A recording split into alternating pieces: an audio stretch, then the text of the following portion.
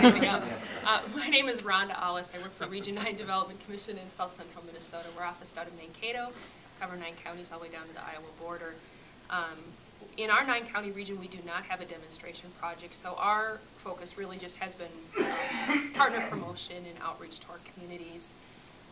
We've done a couple, well, we've had a web presence from the very beginning. We did have a link on our website initially to the project. I check it on occasion to see how many hits we're getting out there, and I think, you know, unless you dangle some money in front of your communities, it's really hard to get them overly excited about it.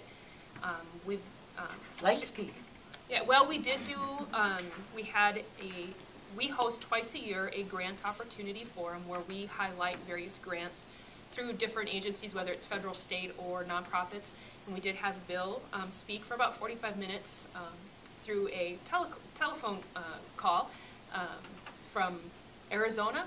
Is that right? Yeah. And we had a little it's not only extension, it has calendar issues. We had him lined up for early. Then, oops. We had him lined up for early November, and he thought it was early December. So he called us and said, "I'm in Arizona right now," and so the irony of it is, we're doing this technology discussion, and I'm literally holding a microphone up to the telephone so that we can listen to Bill. But we did reach out to a number of our communities that way. Not only about the MIRC project, but some of the other funding opportunities that Bill addressed earlier. We did a region-wide press release about the project as well. We submitted that, I think, back at the end of October or early November.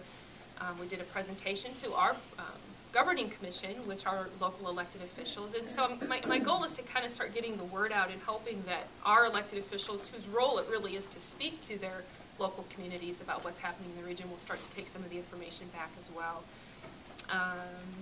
I'm also starting to, I participated in the MinConnect, that broadband web, or the interactive map webinar, which was really interesting, not only just from the broadband perspective, but as a local economic development professional, some of the great information you can pick up on the census blocks. I mean, it gave all sorts of background information that will be very helpful in other areas as well. So trying to figure out how to take some of that out to our communities.